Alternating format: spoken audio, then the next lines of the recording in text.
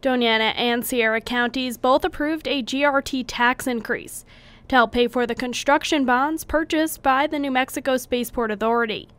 After the bond payments are made each year, money is left over, and the Spaceport Authority has been using it to help fund their operation costs. Many have questioned this, and Senator Lee Cotter's bill hopes to prevent them from using the funds for operations.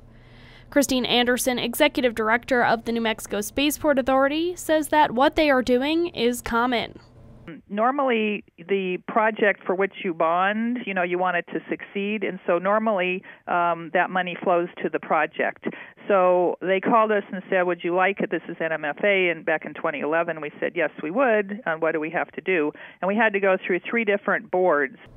Senator Cotter says that from the way the GRT increase was written, this is legal, but it is not what many people thought they were voting for. Yes, I do believe, based on my research, that the Spaceport Authority is following the law, because they have gotten approval from the official Spaceport Oversight Authority and the Spaceport Actual Authority. But what they're not doing is they're not following the spirit that was given to the voters.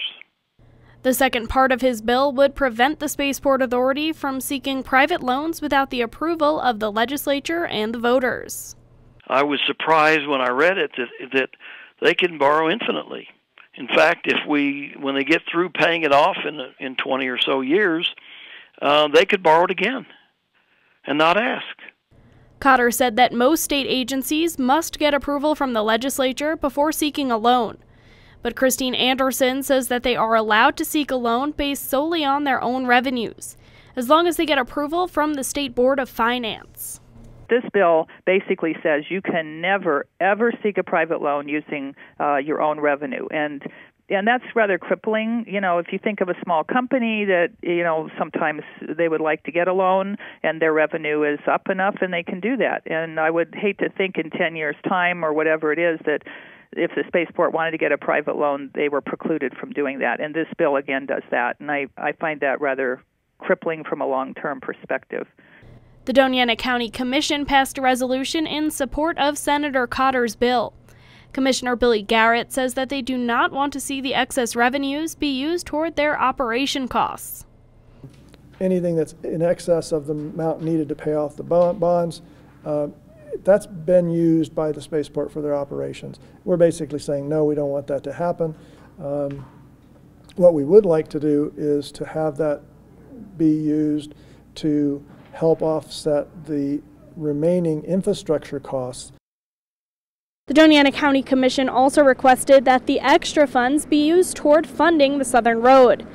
But Executive Director of the New Mexico Spaceport Authority, Christine Anderson, says that $14.5 million have already been set aside to fund the project. We are holding that money. Dona County is the design engineer on on the road. Right now, the BLM is reviewing the environmental assessment impact statements. And I believe Dona County is planning to release that RFP next summer. When they do, we will fund every invoice that is sent to us for that road, and to the tune of $14.5 million. This is the second year that Senator Cotter has introduced this bill. Last year, the bill failed.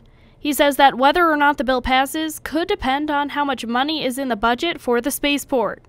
For KRWG, I'm Samantha Sonner.